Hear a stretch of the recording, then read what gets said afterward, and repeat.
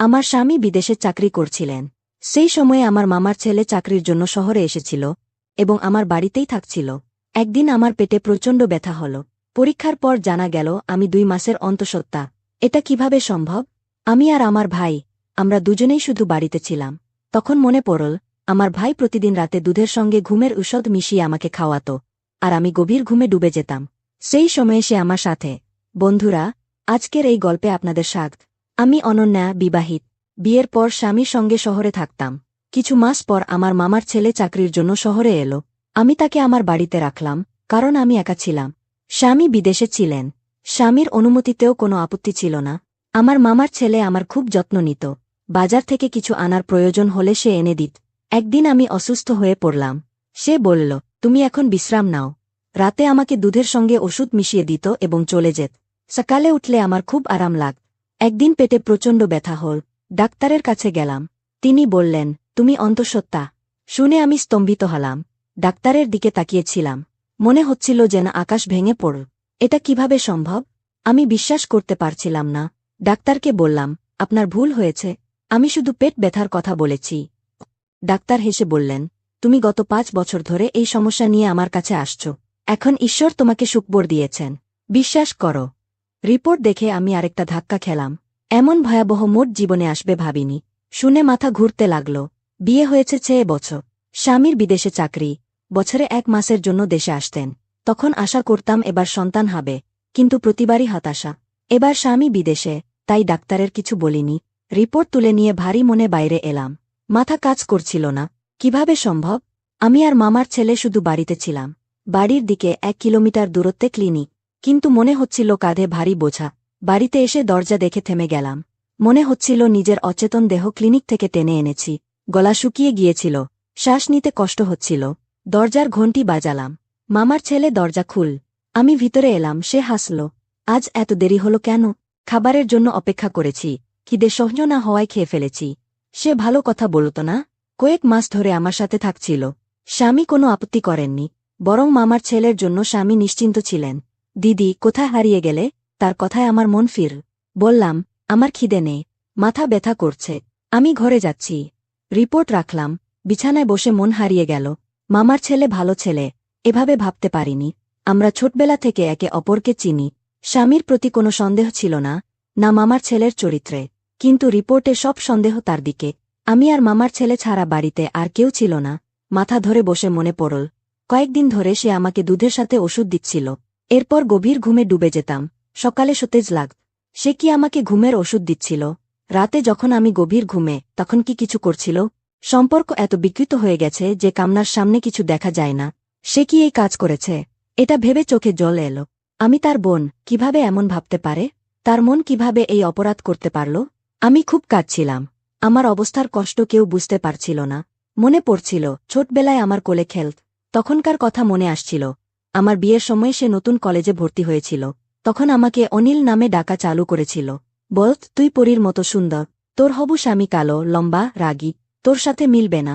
তোর সাথে আমার মতো বুদ্ধিমান, ফর্সা লোকই মানাবে। সবসময় আমাকে অনিলও বলে জ্বালাত। আমি তাকে শুধু তাকিয়ে দেখতাম।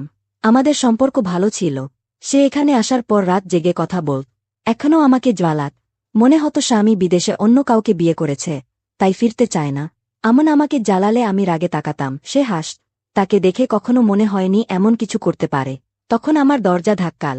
তার হাতে দুধের গ্লাস আর ওষুধ। স্বাভাবিকভাবে এসে পাশে বসল। তার বসতেই আমি ভয়ে পিছিয়ে গেলাম। জানতাম না সে কি করবে। ডাক্তার যা বলেছে, আমার স্থানে কেউ থাকলে ভয় পেত। সেই সময় আমন আর আমি বাড়িতে একা। আমার অবস্থা দেখে সে অবাক হল। কি হয়েছে দিদি, এত ভয় পেলে কেন? সব ঠিক আছে তো, দুধ খাও, আরাম কর। দুধের গ্লাস আমার দিকে বাড়িয়ে দিল। গ্লাস নিয়ে একপাশে রাখলাম।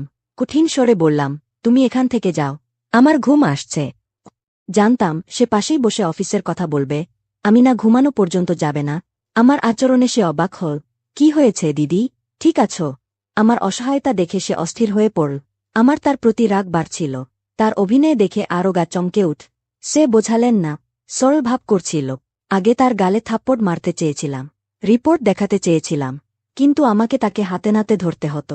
তাই আমি বললাম, আমার মাথা ব্যথা করছে, আমি এখন উঠতে পারব না, আমাকে ঘুমাতে হবে। আমার উঁচু কণ্ঠের সামনে সে চুপ হয়ে গেল। এবং ঘর থেকে বেরিয়ে যেতে লাগল। দরজার কাছে গিয়ে আবার বলল, তুমি বিশ্রাম করো এবং হ্যাঁ, দুধ খেয়ে নিও, তুমি খাওনি। দুধ খাওয়ার কথা বলে সে ঘর থেকে বেরিয়ে গেল। আমার জানতে ইচ্ছে ছিল, সকালে আমাকে দুধ ও ওষুধ খাইয়ে সে আমার সঙ্গে কি অশ্লীল কাজ করে। সে চলে যাওয়ার পর আমি দুধের গ্লাস তুলে জানালা দিয়ে বাইরে ফেলে দিলাম এবং ওষুধ ড্রয়ারে রেখে লাইট বন্ধ করে বিছানায় শুয়ে পড়লাম। অপেক্ষা করতে লাগলাম যে অমন কখন আমার ঘরে আসবে। অপেক্ষা করতে করতে 1 ঘন্টা কেটে গেল, কিন্তু আমার ঘরে কেউ আসেনি। তার অপেক্ষায় আমি ক্লান্ত হয়ে পড়লাম এবং আমার ঘুম আসতে লাগল। তাই আমি নিজেই দেখতে গেলাম সে কি করছে। আমি উঠে আমার ঘর থেকে বাইরে এলাম। তারপর আমি ধীরে ধীরে তার ঘরের দরজা খুললাম। তারপর আমি যা দেখলাম তা দেখে আমার পা তলার মাটি সরে গেল। তারপর আমি ধীরে ধীরে তার ঘরের দরজা বন্ধ করে নিঃশব্দে আমার ঘরে ফিরে এলাম।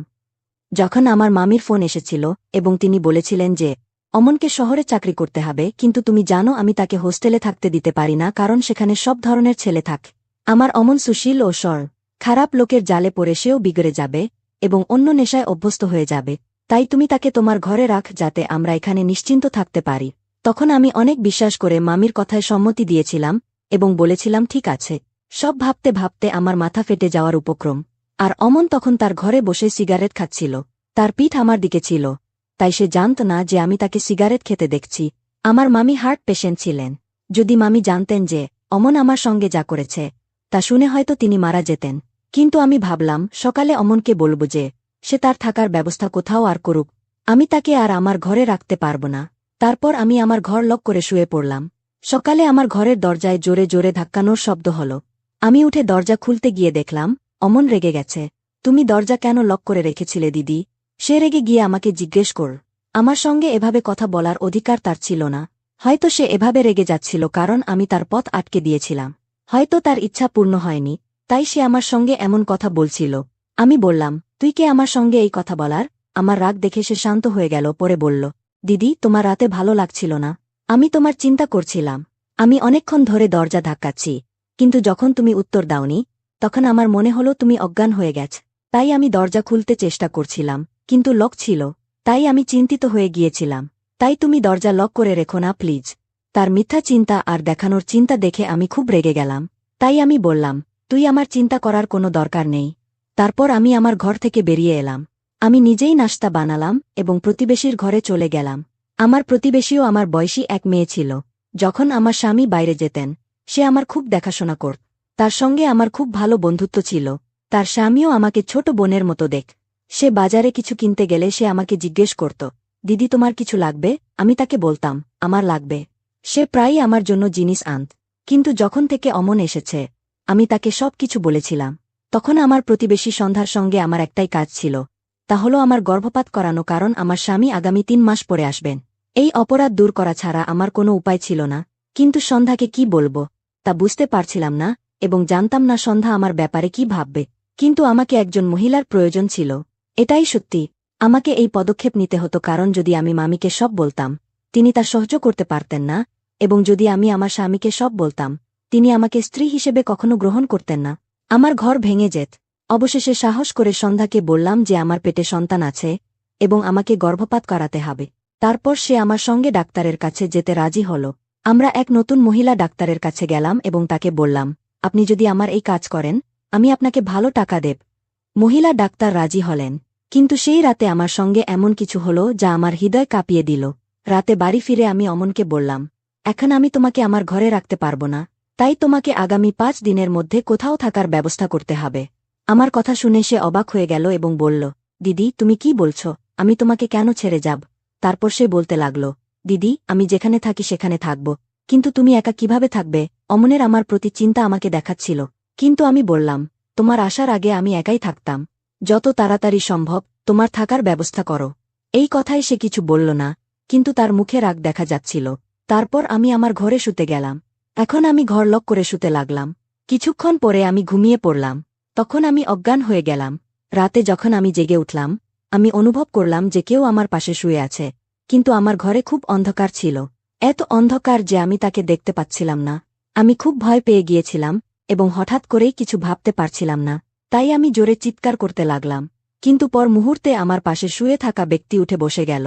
আমি বিছানা থেকে উঠতে যাচ্ছিলাম, তখন সে আমার মুখে হাত রাখ। আমি নিজেকে বাঁচানোর চেষ্টা করছিলাম। তখন সেই ব্যক্তি হঠাৎ করে টর্চের লাইট জ্বালাল। তখন আমি তার মুখ দেখলাম। মুখ দেখে আমি খুব ধাক্কা খেলাম, কারণ আমার সামনে আমার স্বামী ছিলেন। অনিল বাড়ি এসেছিলেন। তিনি কিছু না বলে হঠাৎ করে এসেছিলেন। তারপর তিনি হাসতে লাগলেন এবং বললেন, আমি তোমাকে সারপ্রাইজ দিতে চেয়েছিলাম। যখন আমি বাড়ি পৌঁছলাম, অমন দরজা খুলেছিল।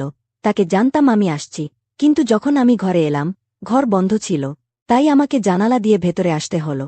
তুমি পাগল, এখানে কোনো অজানা ব্যক্তি ছিল না যে তুমি দরজা লক করে শুয়ে পড়লে। আমি অনিলকে কিভাবে উত্তর দেব? সেই মুহূর্তে আমি খুব আবেগপ্রবণ হয়ে গেলাম এবং অনিলকে জড়িয়ে ধরে জোরে জোরে কাঁদতে লাগলাম। তিনি মনে করলেন তার দূরে থাকার কারণে আমি কাঁদছি, কিন্তু কাঁদার আসল কারণ কিছু অন্য ছিল। আমাকে কি হয়েছে তা কেবল আমি জানতাম। তারপর তিনি আমাকে সান্ত্বনা দিতে লাগলেন। সকালে যখন আমি উঠলাম, অনিল তখনও ঘুমাচ্ছিলেন। আমি খুব বিচলিত হয়ে পড়েছিলাম। আজ আমাকে গর্ভপাত করাতে ডাক্তারের কাছে যেতে হবে, কিন্তু অনিলের উপস্থিতিতে তা সম্ভব ছিল না। এখন আমি চিন্তিত ছিলাম যে আমি কিভাবে অনিলকে কোনো অজুহাত দেখিয়ে বলব। আমি কিভাবে মিথ্যা বলব। আমি বাইরে হলঘরে বসেছিলাম। তখন আমি অমনকে দেখলাম। তিনি রান্নাঘর থেকে বাইরে এলেন। তারপর তিনি নিজের জন্য নাশতা তৈরি করলেন। তারপর টেবিলে বসে আমার দিকে তাকিয়ে হাসলেন এবং বললেন, দিদি, তোমাকে ভাই সাহেবের সারপ্রাইজ কেমন লাগলো? আমি তার দিকে বাক্রুদ্ধ দৃষ্টিতে তাকিয়ে বললাম, তুমি কতটা ধূর্ত এবং নাটকবাজ হতে পারো। লজ্জা নেই তোমার? একদিকে তুমি আমাকে দিদি বলে ডাকো, আর অন্যদিকে আমি এসব সহ্য করতে করতে ক্লান্ত হয়ে পড়েছি। তাই যা মনে আসলো সেটা বলতে শুরু করলাম। কিন্তু সে এতটাই নির্লজ্জ ছিল যে এখনও অবাক হয়ে আমাকে দেখছিল এবং বলছিল, দিদি, তুমি কি বলছো? আমি কিছুই বুঝতে পারছি না। আমি কি এমন করলাম যে তুমি আমাকে এভাবে কথা বলছো? তার কথা শুনে আমি অবাক হয়ে গেলাম এবং নিজের ঘরে চলে গেলাম। অনিল তখনও ঘুমাচ্ছিল। তারপর আমি ড্রয়ার থেকে রিপোর্ট বের করলাম এবং ঘরের বাইরে এলাম। অমন তখন টেবিলের পাশে দাঁড়িয়েছিল। আমি রিপোর্টটা তার মুখে ছুঁড়ে মারলাম। রিপোর্টটা তার মুখে লেগে মাটিতে পড়ে গেল। আমি বললাম, এটা তুলে পড়ো এবং অনিলের ওঠার আগে আমার বাড়ি থেকে বেরিয়ে যাও, কারণ আমি চাই না অনিল এসব কিছু জানুক। অমন মাটি থেকে রিপোর্টটা তুলল এবং পড়তে শুরু করল। সঙ্গে সঙ্গেই তার মুখ ফ্যাকাশে হয়ে গেল। সে কিছু বলার আগেই অনিল বাইরে এসে গেল। কিভাবে তা জানি না, কিন্তু সে সরাসরি অমনের কাছে গিয়ে তার হাত থেকে রিপোর্টটা নিয়ে পড়তে শুরু করল। আমার স্বামীর হাতে রিপোর্ট দেখে আমার হৃদয় ভেঙে গেল। আমার মনে হল, এখন আমার সংসার ধ্বংস হয়ে যাবে। অনিল আমাকে তালাক দিয়ে দেবে। আমার মাথা ঘুরে গেল এবং আমি মাটিতে পড়ে অজ্ঞান হয়ে গেলাম। যখন আমার জ্ঞান ফিরল, আমি দেখলাম আমাকে ড্রিপ দেওয়া হয়েছে। অনিল আমার দিকে গভীরভাবে তাকিয়েছিল। অমন পাশে দাঁড়িয়েছিল। অনিলকে দেখে আমি কান্না শুরু করলাম। আমি বললাম, অনিল, এতে আমার কোনো দোষ নেই। অমন আমাকে ঘুমের ওষুধ দিত। আমি কিছুই জানতাম না। তারপর কি হয়েছে, কিভাবে হয়েছে? প্লিজ আমাকে তালাক দিও না। আমি তোমাকে অনেক ভালোবাসি। তোমার ছাড়া আমি বাঁচতে পারব না। আমি বিছানায় শুয়ে হাত জোর করে অনিলের কাছে মাফ চাইছিলাম। তারপর সে আমার কাছে এসে আমার হাত ধরে বলল, তুমি চিন্তা করো না, আমি তোমাকে ছেড়ে যাব না। আমি তোমার সব টেস্ট আবার করিয়েছি। তুমি গর্ভবতী নও। হয়তো তোমার রিপোর্ট অন্য কারো রিপোর্টের সঙ্গে বদলে গিয়েছিল। তুমি দোষী নও এবং অমনও কিছু করেনি। তার চরিত্র নিয়ে সন্দেহ করো না। শুধু রিপোর্ট ভুলে বদলে গিয়েছিল। তখন আমি অমনের দিকে তাকালাম। সে কাঁদছিল। কিছু না বলেই সে অশ্রু ঝরাচ্ছিল। আমাকে দেখে সে আমার কাছে এসে বলল, দিদি, তুমি কিভাবে ভাবতে পারলে যে আমি তোমার সঙ্গে এমন কিছু করতে পারি? আমি কখনো মা আর তোমার মধ্যে কোনো পার্থক্য দেখিনি। আমি অন্য কোনো মেয়ের দিকে তাকিয়েও দেখিনি। তুমি আমার কাছে মায়ের জায়গায়। তারপর আমি অমনকে বললাম, আমি তোমাকে নেশায় সিগারেট খেতে দেখেছি। সে বলল, আমি কখনো নেশায় সিগারেট খাই না। হ্যাঁ, মাঝে মাঝে আমি আমার ঘর বন্ধ করে বিড়ি খাই। আমি আমার শৈশব তোমার কোলে কাটিয়েছি। তাই আমি তোমাকে মায়ের মতোই যত্ন নিতাম, খাবার দাবার আর ওষুধের খেয়াল রাখতাম। কিন্তু আজ তোমার কষ্টের কারণ আমি। যদি আমি জানতাম, আমি এখানে কখনোই আসতাম না। সে কাঁদতে কাঁদতে বলছিল, ভুল রিপোর্ট আমাকে অপরাধী বানিয়ে দিয়েছে। আমি তার সম্পর্কে ভুল ভাবছিলাম, কিন্তু একবারও ভাবিনি যে রিপোর্টও ভুল হতে পারে। এই বিষয়টা আমার মনে আসেনি। এখন আমি ভাবছি, যদি আমি আমার রিপোর্ট আবার পরীক্ষা করাতাম, তাহলে এসব কিছুই হতো না। তাই বন্ধুদের, কোনো সিদ্ধান্ত নেওয়ার আগে সত্যিটা যাচাই করে নেওয়া উচিত। ভিডিওটি ভালো লাগলে চ্যানেলটি সাবস্ক্রাইব করবেন। হ্যালো বন্ধুরা, তখন আমার বয়স ছিল 21 বছর। আমি সেকেন্ড ইয়ারের ছাত্রী ছিলাম। তখন গরমের মৌসুম শুরু হয়ে গিয়েছিল, তাই কলেজ থেকে ছুটি পেয়েছিলাম। প্রতিদিনের মতো সেদিনও আমি বাড়ির সব কাজ সেরে বিশ্রাম নিচ্ছিলাম। এত বেশি ক্লান্ত লাগছিল যেন শরীরের প্রতিটি অংশ অবশ হয়ে গেছে। আমি শুয়ে শুয়ে আরাম পাওয়ার চেষ্টা করছিলাম, আর হাতে করে নিজের মাথা মালিশ করছিলাম। ঠিক তখনই আমার ছোট ভাই আয়ান ঘরে ঢুকল। আমাকে দেখে সে বল, আপু, তুমি ঠিক আছো তো? আমি বিরক্ত হয়ে বললাম, কি আর বলবো, মা সব কাজ আমার ঘাড়ে চাপিয়ে দিয়ে চলে যায়। কলেজের ছুটি মানেই কি সব কাজ আমাকে করতে হবে।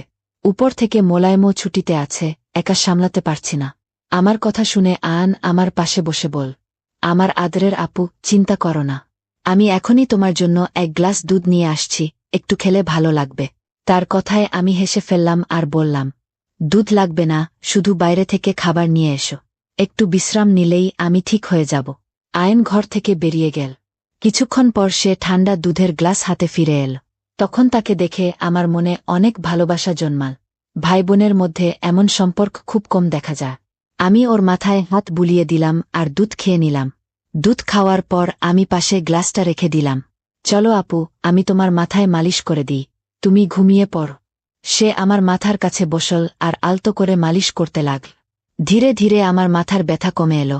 আমি চোখ বন্ধ করে গভীর ঘুমে তলিয়ে গেলাম। কখন যে কত ঘন্টা কেটে গেছে টেরও পাইনি। মায়ের ডাকে ঘুম ভাঙল। চমকে উঠে দেখি আমার মাথা ভারী লাগছে। ঘড়ির দিকে তাকিয়ে দেখি রাত ঠিক 9টা বাজে। আমি অবাক হয়ে গেলাম। বাবা অফিস থেকে ফিরে এসেছেন, অথচ আমি বুঝতেই পারিনি। আমি উঠে দাঁড়াতে গেলাম, কিন্তু সঙ্গে সঙ্গেই মাথা ঘুরে গেল। চোখের সামনে যেন অন্ধকার নেমে এলো। দেয়ালে হাত না রাখলে আমি হয়তো পড়ে যেতাম। আমি ফ্রেশ হয়ে খাবার টেবিলে গিয়ে দেখি সবাই আমার অপেক্ষায় বসে আছে। আয়ান আমার প্লেটে খাবার তুলে দিল আর মাকে বল, মা, অনুর ওপর এত কাজের চাপ দিও না। যদি ও না পারে তাহলে কাউকে রাখো ঘরের কাজে সাহায্য করার জন্য। দেখছ না ওর চেহারার রং কেমন ফ্যাকাশে হয়ে গেছে। সত্যি আমার শরীর বেশ খারাপ লাগছিল। আমি খুব ক্লান্ত ছিলাম। আমার মা বাবা দুজনেই চাকরি করতেন। শুধু বাবার উপার্জনে সংসার চালানো কঠিন ছিল। উপরন্তু আমাদের পড়াশোনার খরচও কম ছিল না। তাই মা বাবা দুজনেই একই কোম্পানিতে কাজ করতেন। আমি আর আয়ান কলেজে পড়তাম। কিন্তু গরমের ছুটির কারণে তখন আমরা বাড়িতেই ছিলাম। আমি খেয়াল করছিলাম কিছুদিন ধরে আয়ান আমার প্রতি একটু বেশি যত্ন নিচ্ছে। আমি কোনো কাজ করলে সে এসে সাহায্য করত। আমি ক্লান্ত হলে আমার মাথা টিপে দিত। আমি নিষেধ করলেও সে বলত, তুমি এত কাজ করো, এটা আমার অধিকার যে তোমাকে আরাম দিতে পারি। আমি চুপচাপ সব সহ্য করতাম। কিন্তু এক রাতে যা ঘটল তাতে আমার শরীর শিউরে উঠ। আমি গভীর ঘুমেছিলাম। হঠাৎ মনে হল কেউ যেন আমার ঘরে ঢুকেছে। ধীরে ধীরে আমার বিছানার কাছে আসছে। আমি ঘুমিয়ে থাকলেও যেন আমার মন জেগেছিল। চট করে চোখ খুলে দেখলাম ঘর অন্ধকার, কিন্তু কেউ নেই। শুধু দরজাটা খানিকটা ফাঁক হয়েছিল। আমি তো প্রতিদিন ঘুমানোর আগে দরজা বন্ধ করে দিই, তাহলে এটা খুল কিভাবে? আমি চোখ কচলে উঠে দরজাটা বন্ধ করে তালা লাগালাম, তারপর আবার শুয়ে পড়লাম। কিন্তু এবারও যখন চোখ বন্ধ করলাম, তখনই মনে হল কেউ যেন ধীরে ধীরে বিছানায় বসছে। এমনকি অনুভব করলাম কারো হাত আমার দিকে বাড়িয়ে আসছে। আমি হঠাৎ ঘুরে তাকালাম, কিন্তু কেউ নেই। আমার শ্বাস বন্ধ হয়ে আসছিল। আমি উঠে ঘরের লাইট জ্বালিয়ে দিলাম, দরজা খুলে বাইরে তাকালাম। কিন্তু সেখানে কেউ ছিল না। এমনটা আগে কখনো ঘটেনি। আমি পানি খেতে বের হলাম, তখনই আয়ান আমার সামনে এসে দাঁড়াল। সে বিস্মিত হয়ে জিজ্ঞেস কর, আপু, তুমি এখনো জেগে আছো কেন? আমি উত্তর দিলাম, কিছু না, শুধু মনে হলো যেন ঘরে কেউ আছে। পানি খেয়ে আমি আবার ঘরে ফিরে এলাম, আর আমার ভাইও আমার পেছন পেছন চলে এলো। সে বল, তোমাকে ভয় পাওয়ার দরকার নেই। যদি ভয় লাগে আমি তোমার পাশে শুয়ে যাই। আমি তাকে বারণ করে বললাম, না, তোমার ঘুম নষ্ট করার দরকার নেই, তুমি তোমার রুমে গিয়ে ঘুমাও। কিন্তু সে একরকম জেদ ধরল, না, আমি তোমাকে একা রেখে যেতে পারবো না। তোমার শরীর খারাপ হয়ে যেতে পারে। আমি তোমাকে কষ্টে দেখতে পারি না।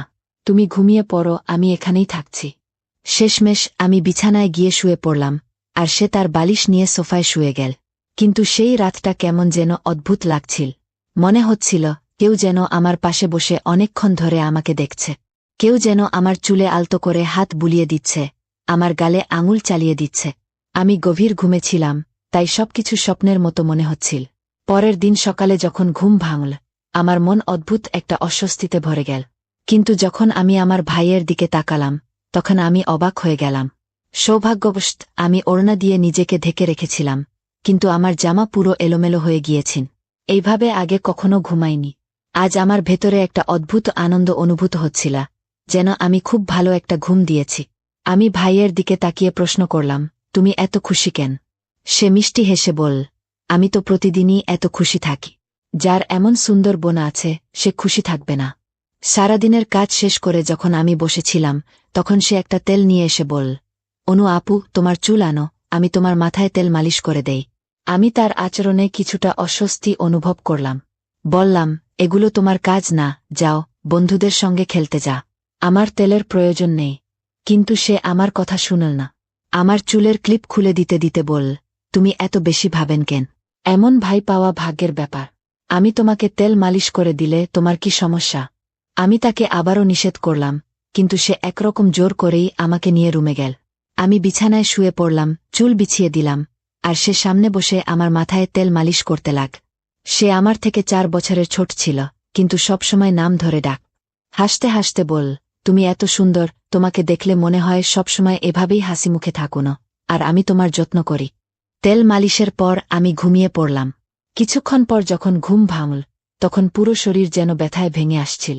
মনে হচ্ছিল শরীরের ওপর কেউ ভারী কিছু চাপিয়ে রেখেছে। আমি আস্তে আস্তে উঠে বসার চেষ্টা করলাম, কিন্তু প্রচণ্ড ক্লান্ত লাগছিল। আশেপাশে তাকিয়ে দেখি আমার শরীর ঘামে একেবারে ভিজে গেছে, যেন কেউ আমাকে জোর করে গোসল করিয়ে দিয়েছে। আমার জামাকাপড় ভিজে একাকার, পাখা বন্ধ, আর ঘাড়ের ভেতর গরম জমাট বাঁধ। এইসব কি হচ্ছে? আমি অনেক কষ্টে উঠে দাঁড়ালাম, কিন্তু মাথা ঘুরছিল, হাঁটতে পারছিলাম না। নিজের শরীরের দিকে তাকিয়ে মনে হল যেন সারারাত অনেক পরিশ্রম করেছি। কোনোভাবে বাথরুমে গিয়ে ফ্রেশ হলাম। নিজের মুখের দিকে তাকিয়ে মনে হল আমি যেন সারারাত জেগেছিলাম। রুম থেকে বের হওয়ার সময় শুনতে পেলাম কেউ যেন নিচু স্বরে কারো সঙ্গে কথা বলছে। কিন্তু বাসায় তো আমরা 2 জন ছাড়া কেউ নেই। তাহলে সে কার সঙ্গে কথা বলছে? আমি ধীরে ধীরে রান্নাঘরের দিকে গেলাম পানি খেতে, কিন্তু ততক্ষণে কথা বলা বন্ধ হয়ে গেছে।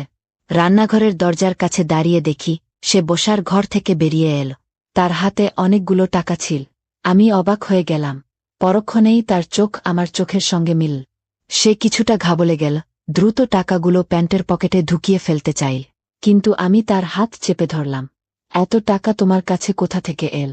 সে চোখ নিচু করে বল, আপু প্লিজ বাবা মাকে বলবেন না। আমি হতভম্ব হয়ে গেলাম। সে এই টাকা বাবাকে দেয়নি কেন? এসব কি ঘটছে? আমি শক্তির দিকে তাকিয়ে প্রশ্ন করলাম, এই টাকা তোমার কাছে এল কোথা থেকে? সে মুহূর্তের জন্য থমকে গেল, তারপর বল, বাবার এক বন্ধুর কাছে অনেক বছর আগে কিছু টাকা ধার দেওয়া হয়েছিল, সে এখন ফেরত দিয়েছে। আমি ভেবেছিলাম এই টাকায় একটা মোবাইল কিনব, কিন্তু সে টাকাগুলো আমার হাতে তুলে দিল। আমি বললাম, ভালোই করেছ। তুমি দেখো তো আমাদের ঘরের অবস্থা কেমন খারাপ। মা বাবা দুজনই চাকরি করছেন, আর তুমি মোবাইল কেনার কথা ভাবছ। সে কিছুটা লজ্জিত হয়ে গেল। আমি সেদিন রাতেই সেই টাকা বাবাকে দিয়ে দিলাম। এরপর সে আমার সঙ্গে কোনো কথা না বলেই চুপচাপ ঘুমিয়ে পড়ল।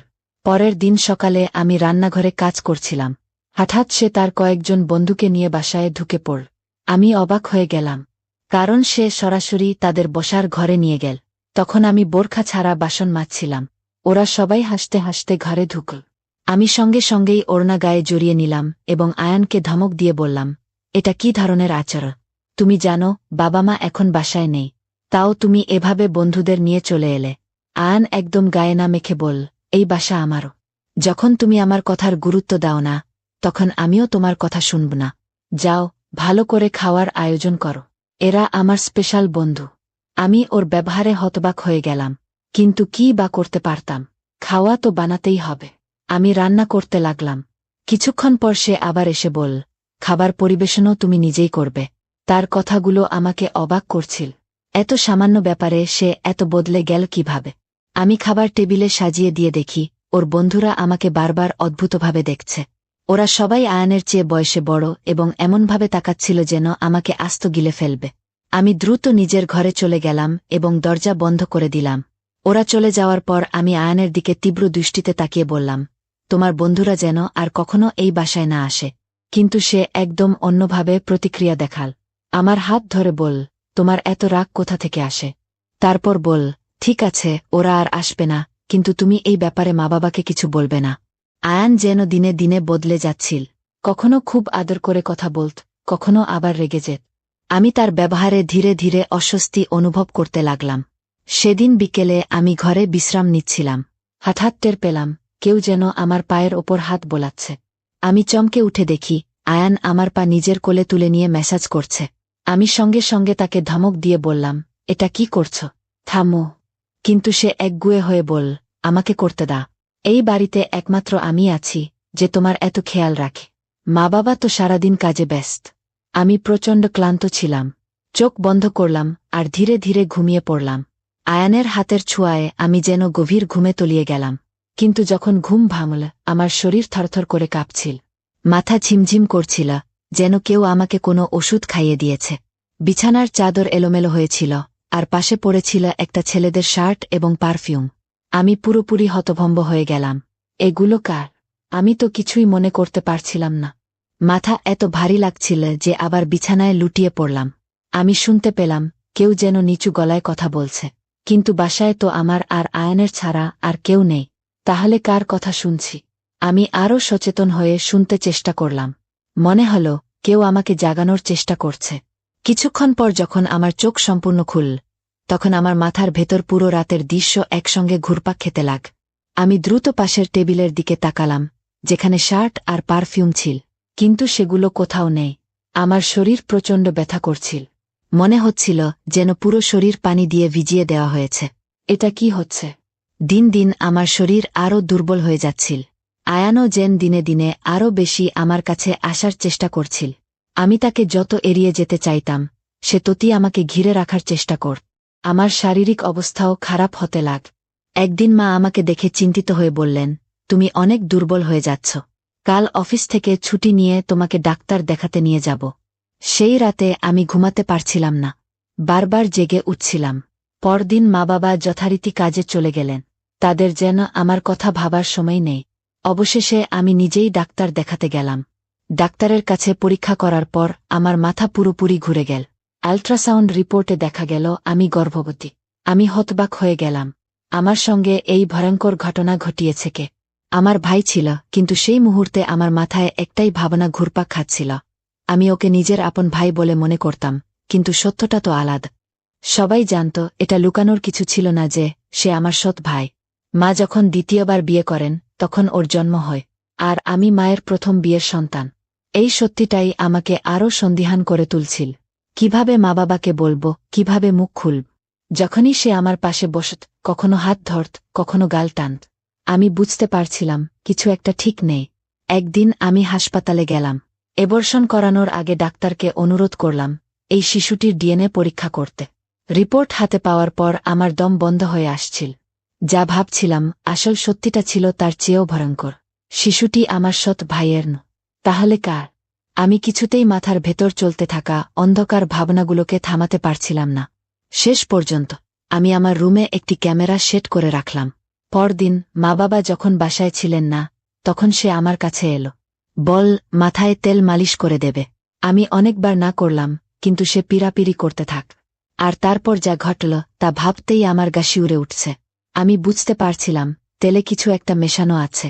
একবার গন্ধ নিতেই আমার মাথা ঘুরতে লাগল। আমি জ্ঞান হারালাম। যখন জ্ঞান ফিরল, ততক্ষণে 1 ঘন্টার বেশি পেরিয়ে গেছে। মা বাবাও ততক্ষণে বাড়ি ফিরে এসেছেন। আমি দৌড়ে গিয়ে ক্যামেরার রেকর্ডিং চেক করলাম। যা দেখলাম তাতে আমার পায়ের নিচের মাটি সরে গেল। আমার সৎ ভাই বাসায় তার বন্ধুবান্ধব নিয়ে আস। তারা আমার ওপর নির্যাতন চালাত, তারপর টাকা দিয়ে চলে যেত। এই সত্যিটা জানতে পেরে আমি একেবারে ভেঙে পড়লাম। আমি ছুটে গেলাম তার কাছে, শার্টের কলার ধরে ওকে চড় থাপ্পড় মারতে লাগলাম। মা বাবা দৌড়ে এলেন। পাপা রাগ করে আমার হাত ধরলেন, তুমি পাগল হয়েছ, কেন মারছ ওকে? আমি কিছু বললাম না, শুধু ফোনটা এগিয়ে দিলাম। ভিডিওটা দেখে মা মাটিতে লুটিয়ে পড়লেন। বাবা হতবাক হয়ে গেলেন। তারপর বাবা ওকে মারতে শুরু করলেন। ওর মুখ থেকে রক্ত পড়ছিল, কিন্তু ওর মুখের একটুও অনুশোচনা ছিল না। উল্টো চিৎকার করে বল, আমি কখনো ওকে নিজের বোন মনে করিনি। আমি শুধু টাকা চাইতাম। লোকজন লাখ লাখ টাকা দিতে চাইত, তাই আমি সুযোগটা নিয়েছি। আমি বিশ্বাসই করতে পারছিলাম না। বাবা ওকে আরও মারলেন, কিন্তু একসময় নিজেকে ছাড়িয়ে নিয়ে সে দৌড়ে পালিয়ে গেল। তারপর আর কখনো বাড়িতে ফেরেনি। আমি গর্ভের সন্তান নষ্ট করলাম। কিন্তু যে ঘৃণ্য খেলা আমার সৎ ভাই আমার সাথে খেলেছিল, তা আমি মৃত্যুর আগ পর্যন্ত ভুলতে পারব না। সত্যিকারের ভাই বোনের সম্পর্ক শুধু রক্তের বাঁধনেই হয় না, হতে হয় বিশ্বাসের বাঁধনে। আর কোনো মেয়েকে কখনো এমন পরিস্থিতিতে পড়তে দেওয়া উচিত নয়।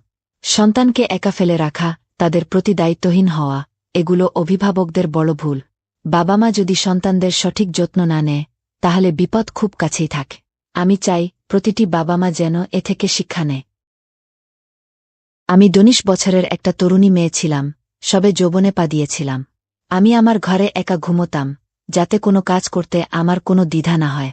একদিন আমার দেখাশোনার জন্য মামা আমার ঘরে থাকতে এলেন। তারপর থেকে আমার অনেক অসুবিধা হতে লাগল।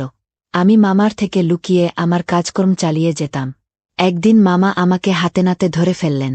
আমার তো যেন প্রাণটা বেরিয়ে গেল। তারপর মামা বললেন, তোমাকে এত পরিশ্রম করার কি দরকার? আমি তো আছি, এটুকু বলেই মামা আমাকে। হ্যালো বন্ধুরা, আজকের এই গল্পে তোমাদের সবাইকে স্বাগত জানাই। আমার নাম অর্চনা, আমি লখনউয়ের একটা ছোট্ট গ্রামের মেয়ে। আমার বাবা রিকশা চালান, আর মা ঘর সামলান। আমার পরিবারে মা বাবা ছাড়াও আমি আর আমার একটা ছোট ভাই আছে। আমি এখন 19 বছরের। এই গল্পটা জুন মাসের 2023 সালের। তখন আমার বয়স ছিল 17, আর মামার বয়স ছিল 30। সেই সময়ে আমার ভর্তি হয়েছিল কানপুরের একটা নার্সিং কলেজে। সেখানে যাওয়ার মাত্র 6 মাস হয়েছিল, তখনই আমি অসুস্থ হয়ে পড়লাম। ওখানকার খাবার আমার পেটে ছিল না, বারবার পেট খারাপ হচ্ছিল, আর তাতেই আমি অসুস্থ হয়ে গেলাম। ডাক্তারের কাছে চেক আপ করাতে গিয়ে জানলাম আমার লিভার খারাপ হয়ে গেছে।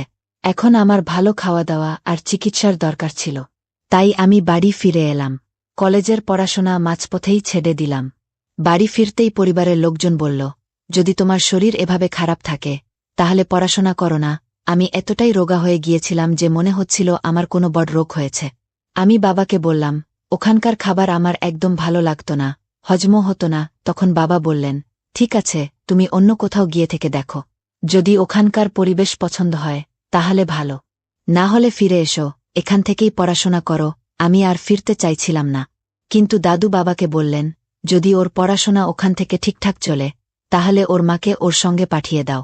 ওর মা ওর দেখাশোনা করবে। তখন বাবা মাকে বললেন, তুমি অর্চনার সঙ্গে ওর কলেজে চলে যাও, ওখানেই থাকো। কিন্তু মা যেতে রাজি হলেন না। বললেন, ওখানে ওর মামা থাকে, ওকে মামার কাছে পাঠিয়ে দাও। ওখানে থেকেই পড়াশোনা শেষ করবে, খরচও কম লাগবে। তারপর 10 দিন পর মামা বাড়ি এলেন। বাবা আমাকে মামার সঙ্গে কানপুর পাঠিয়ে দিলেন। এখন আমি মামার ঘরে থেকে পড়াশোনা করব।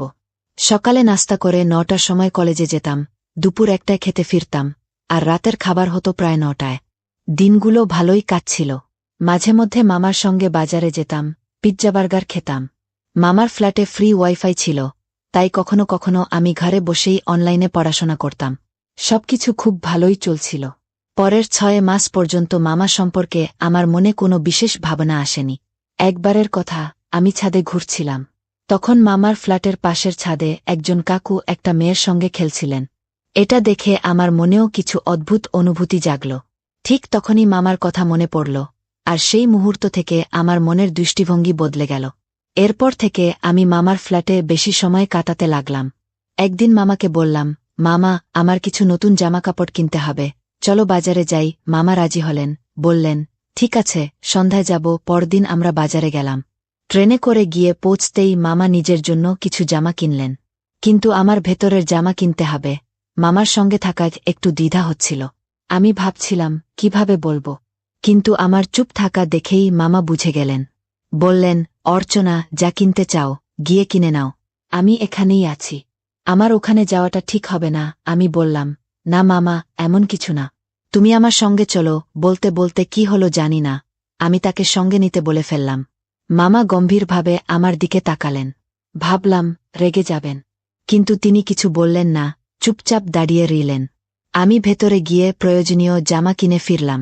তারপর আমরা বাসে উঠলাম।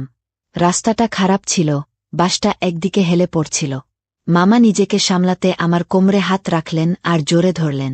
তখনই আমার শরীরে যেন একটা ঝটকা লাগল, সারা শরীরে শিহরণ ছড়িয়ে গেল। আস্তে আস্তে তার হাত আরও কাছে এলো। কোমরে হাত থাকলেও আসলে তিনি আমাকে ছুঁচ্ছিলেন। হয়তো তিনিও কিছু অনুভব করছিলেন। আমারও অনুভূতিগুলো জেগে উঠল। মামা আমার দিকে তাকালেন, তার মুখে একটা আলাদা ভাব আর হালকা হাসি। আমি জিজ্ঞেস করলাম, কি হলো মামা? তিনি বললেন, আরে, তোমার জামা ছিঁড়ে গেছে। আমি বললাম, মামা, এই জন্যই তো শপিং করতে গিয়েছিলাম। তোমার সামনে কিভাবে বলবো, তাই কয়েকদিন চুপ করেছিলাম। এরপর আমরা দুজনে একটু খোলামেলা কথা বলতে শুরু করলাম। একদিন মামা বাজারে সবজি কিনতে গেলেন। আমার মনে হল তার ফিরতে দেরি হবে। আমারও কিছু করতে ইচ্ছে করছিল, তাই বাথরুমে গোসল করতে গেলাম। ভাবলাম মামা বাজার থেকে ফিরতে সময় লাগবে, তাই দরজা খোলা রেখেই জামাকাপড় খুলে গোসল শুরু করলাম। জানতামই না মামা কখন এসে বাথরুমে ঢুকে পড়লেন। তাকে দেখেই আমি একদম হতভম্ব হয়ে গেলাম। মামা আমার দিকে একবার তাকালেন। আমি কিছু বুঝে উঠতে পারলাম না। তাড়াতাড়ি তোয়ালে নিয়ে নিজেকে ঢেকে ফেললাম। খুব ঘাবড়ে গিয়েছিলাম। ভাবছিলাম মামা আমার সম্পর্কে কি ভাবছেন, কিভাবে তার মুখোমুখি হব, কিছুই বুঝতে পারছিলাম না। পরে জানলাম মামা টাকা নিতে ভুলে গিয়েছিলেন, তাই তাড়াতাড়ি ফিরে এসেছিলেন। আমি জামা পরে দ্রুত বাইরে চলে গেলাম। সন্ধ্যা হয়ে গেল, রাত ৮টা বেজে গেল। ফ্ল্যাটে ফিরতেই দেখি মামা মোবাইল চালাচ্ছেন। আমি চুপচাপ আমার বিছানায় শুয়ে পড়লাম। মামা আমার দিকে তাকালেন। ভাবলাম রাগ করবেন, কিন্তু তিনি বললেন, কি হলো অর্চনা, সকাল থেকে চুপচাপ কেন? আমি চুপ রইলাম। তিনি আবার বললেন, অর্চনা আমি কিছু বলছি। আমি বললাম, সরি মামা। তখন মামা বললেন, আরে এসব তো স্বাভাবিক, তুমি এতটা কেন ভয় পাচ্ছ? আমি বললাম, আমি খুব ভয় পেয়ে গিয়েছিলাম, তাই দুপুরে ঘরে আসিনি। মামা বললেন, পাগল হয়েছ, এতে এত ভয় পাওয়ার কি আছে? তুমিই তো বলেছিলে শহরে এসব নাকি সাধারণ। তারপর বললেন, তোমাকে সপ্তাহে ৩-৪ বার এসব করতে হয়, যদি না পাও তাহলে এই কারণেই এমন করছিলে। এতে তোমার মনও ফ্রেশ হয়ে গেছে, পড়াশোনাতেও কোনো খারাপ প্রভাব পড়বে না। মামার কথা শুনে আমার কান ঝিঝি করছিল, মনে হচ্ছিল আমি অন্য কোনো জগতে চলে গেছি। তখন মামা আমার কাঁধে হাত রেখে ঝাঁকিয়ে বললেন, অর্চনা তুমি অথা কোনো ফালতু জিনিসের টেনশন নিও না। আমি আবার বললাম, সরি মামা। মামা বললেন, হ্যাঁ ঠিক আছে, কোনো ব্যাপার না, তবে তোমার ওপর রাগ করতে হলে সকালেই করে দিতাম, যখন তুমি ছাদ থেকে পাশের ছাদে ওসব দেখছিলে। আমি তখনও সব দেখেছি, কারণ আমি তোমার পেছনেই দাঁড়িয়েছিলাম। যাক গে, এসব একটা বয়সে স্বাভাবিক। তারপর মামা বললেন, অর্চনা যদি খারাপ না লাগে তাহলে একটা কথা জিজ্ঞেস করি। আমি বললাম, হ্যাঁ জিজ্ঞেস করো মামা। তিনি জিজ্ঞেস করলেন, তুমি সপ্তাহে কতবার বাথরুমে এসব করো? আমি তৎক্ষণাৎ বললাম, মামা এটা কি জিজ্ঞেস করছ? তিনি বললেন, তুমি বলো না, শুধু কথা বলছি তো। আমি বললাম, না মামা, মাঝে মধ্যে মনে খেয়াল এলে করি। তখন মামা জিজ্ঞেস করলেন, অর্চনা আমাকে বলো, তুমি কি কখনো ওসব করেছ? আমি ঘাবড়ে গেলাম, তবে এসব কথা বলতে আমার মজাও লাগছিল। তাই বললাম, মামা তুমি কি সম্পর্কে জিজ্ঞেস করছ? আমি কিছু বুঝলাম না। তখন মামা বোঝালেন, যেটা তুমি ছাদ থেকে দেখছিলে কাল। আমি একটু বিভ্রান্ত হলাম, ভয়ও লাগছিল, তবুও স্বাভাবিক থাকার ভান করে হালকা হাসলাম। জানি না সেদিন এসব কি হচ্ছিল। মামা আবার জিজ্ঞেস করলেন, বলো না। আমি বললাম, মামা আমি এখনো সেসব করিনি। তিনি বললেন, তাই তো এসব করছ। যদি পড়াশোনায় মন দিতে চাও তাহলে সপ্তাহে ২-৩ বার তো করতেই হবে, নিলে মনে চাপ থাকবে। এরপর মামাকে দেখার আমার দৃষ্টিভঙ্গি পুরো বদলে গেল। একদিন দুপুরে আমি ঝাড়ু দিচ্ছিলাম, মামা এসে পড়লেন। আমি দুপুরটা সরিয়ে রেখে ঝুঁকে মামার সামনে ঝাড়ু দিতে লাগলাম। ঝুঁকতেই আমার খোলা গলা দিয়ে একটা সুন্দর দৃশ্য দেখা যাচ্ছিল। আমি জেনে শুনে এভাবে ঝাড়ু দিচ্ছিলাম। মামার চোখ আমার ওপর পড়তেই আমার শরীরে যেন বিদ্যুৎ খেলে গেল। আমি মামাকে দেখছিলাম, এভাবে ১ মিনিট চলল। তারপর আমার আর নিয়ন্ত্রণ হল না। মামাও বুঝে গেলেন আমি তাকে কিভাবে দেখছি। তিনি বাইরে চলে গেলেন। যাওয়ার সময় বললেন, অর্চনা নিজেকে একটু সামলাতে শেখো। আমি কিছু বলতে পারলাম না। তারপর একা একা নানা কথা ভাবতে লাগলাম। মামা আমার মন ভালো করে দিয়ে বাইরে চলে গেলেন। আমি কি করব তাই নিজেই শুরু করে দিলাম। দেখলাম মামা দরজার আড়াল থেকে দেখছেন। আমি একবার দেখে নিলাম মামা এখানেই আছেন, লুকিয়ে আমাকে দেখছেন। তাই আমি দরজার সামনে সোজা হয়ে দাঁড়ালাম। একটা একটা করে জামা খুলতে লাগলাম, এদিক ওদিক করতে লাগলাম, যাতে মামা সব ভালো করে দেখতে পান। কিছুক্ষণ পর আমি একটা কাপড়ে জড়িয়ে ঘুমিয়ে পড়লাম। ঘুম ভাঙতে দেখি সন্ধ্যা হয়ে এসেছে। মামা চা নিয়ে এলেন। বললেন, কিভাবে হলো যে তুমি হঠাৎ এত বেপরোয়া হয়ে ঘুমিয়ে পড়লে? আমি বললাম, মামা জানি না কিভাবে ঘুমিয়ে পড়লাম, আমি দুপুরে কখনো ঘুমোই না, ঘুমোলেও এতক্ষণ না। মামা বললেন, কোনো ব্যাপার না, হয়ে যায়, ওঠো চা খাও, ফ্রেশ হয়ে নাও। চা খেতে খেতে আমি দুপুরের কথা তুললাম। বললাম, মামা একটা কথা জিজ্ঞেস করব দুপুরের ব্যাপারে। তিনি বললেন, হ্যাঁ জিজ্ঞেস করো। আমি বললাম, মামা আমার সাইজ কি ঠিকঠাক আছে? মামা বললেন, জানি না অর্চনা, আমি কখনো দেখিনি। আমি বললাম, মামা আমার বান্ধবীদের দেখে মনে হয় আমারটা খুব ছোট। তিনি বললেন, এটা নিয়ে আমি কিছু বলতে পারবো না। আমি বললাম, মামা এটা বড় হয় কিভাবে? মামা বললেন, আমি জানি না। আমি বুঝলাম মামা ভান করছেন, তাই কথা চালিয়ে গেলাম। এভাবে আরও কিছুক্ষণ কথা হলো। তারপর আমি ফ্রেশ হতে চলে গেলাম। এই ঘটনার ১০ দিন পর মামা দুপুরে আমাকে বসিয়ে বললেন, অর্চনা একটা কথা বলো, তুমি কি সপ্তাহে ৩ বারের বেশি করো? আমি বললাম, না মামা, সেদিনই শেষবার হয়েছিল, তারপর আর হয়নি। তিনি বললেন, আরে তোমাকে তো বলেছিলাম সপ্তাহে 2-3 বার তো করতেই হবে। তা না হলে সেদিন তোমার হাতে মোবাইলও ছিল না, তাহলে হঠাৎ কিভাবে শুরু করলে? আমি বললাম, কিছু না, মন চাইল তাই করে ফেললাম। মামা বললেন, কিছু না দেখে হঠাৎ করে কিভাবে? আমি বললাম, মামা যদি খারাপ না লাগে তাহলে একটা গোপন কথা বলি। তিনি বললেন, হ্যাঁ বলো, এতে জিজ্ঞেস করার কি আছে? আমি বললাম, মামা, সেদিন তোমাকে দেখে আমি একটু ঘাবড়ে গিয়েছিলাম। তারপর সেই ভেবেই শুরু করে দিয়েছিলাম। মামা বললেন, অর্চনা, আমার একটা কথা মনে রেখো, মাথা হালকা রাখতে মাঝে মধ্যে মনের জমে থাকা আবর্জনা বের করে ফেলতে হয়। আমি বললাম, ঠিক আছে মামা। তিনি বললেন, পরের বার যখনই মন চায় করে ফেলো। আমি বললাম, ঠিক আছে মামা। তারপর মামা কোথায় যেন চলে গেলেন। ঘরে মামার একটা ছোট কাপড় দেখতে পেলাম। হাতে নিতেই দেখি তাতে একটা ছিদ্র। সেই ছিদ্র দেখে আমার মনটা উতলা হয়ে উঠল। আমি সেটা জড়িয়ে এদিক ওদিক করতে লাগলাম। এভাবেই দিন কাটছিল। একদিন দুপুরে মামা আমার কাছে এসে বললেন, ভাগ্নি, তোর পড়াশোনা কেমন চলছে? আমি বললাম, ভালো চলছে মামা। তিনি আমার দিকে তাকিয়ে হাসলেন। আমি সুযোগ বুঝে বললাম, মামা, আমার এখন মন চাইছে। তিনি বললেন, ঠিক আছে, কোনো ব্যাপার না, আমি অন্য ঘরে চলে যাচ্ছি। আমি বললাম, আরে না মামা, তুমি এখানেই থাকো। আমাকে বলো ঠিক আছে কি না। মামা কিছুক্ষণ রাগী চোখে আমার দিকে তাকালেন। আমি সরি বলা শুরু করতেই তিনি হঠাৎ উঠে বললেন, ঠিক আছে, তোমার যদি ভালো লাগে তাহলে আমারও কোনো সমস্যা নেই। আমি খুশি হয়ে গেলাম। মামা আমাকে মন দিয়ে দেখছিলেন। আমিও পুরো মন মামার ওপর দিয়ে দিলাম। তিনি আমার শরীরের দিকে তাকিয়েছিলেন। আমার সামনের খাটে বসেছিলেন। এই প্রথমবার আমি মামার সামনে এমন স্বপ্ন দেখছিলাম। আমার জন্য এটা ছিল একটা সুন্দর মুহূর্ত। মামা বললেন, অর্চনা, কোনো সাহায্য লাগলে বলো। আমি বললাম, মামা, খুব মন উচাটন হচ্ছে, প্লিজ কিছু করো। এটুকু বলতেই মামা আমাকে আদর করে ধরলেন আর আমার শরীরটা চেপে ধরলেন। তার হাতের ছোঁয়ায় আমার শরীরে একটা অদ্ভুত শিহরণ জাগল। আমার মন ভরে উঠল। আমি তাড়াতাড়ি উঠে এদিক ওদিক ছুটতে লাগলাম। মামা আমাকে পেছন থেকে ধরে আমার ভেতরে ঢুকে পড়লেন। আমি চিৎকার করে উঠলাম, কিন্তু মামা আমাকে ছাড়লেন না। পুরো 2 ঘণ্টা এদিক ওদিক করলেন। 2 ঘণ্টা পর যখন নল থেকে জল পড়তে শুরু করল, তখন আমার একটু শান্তি মিলল।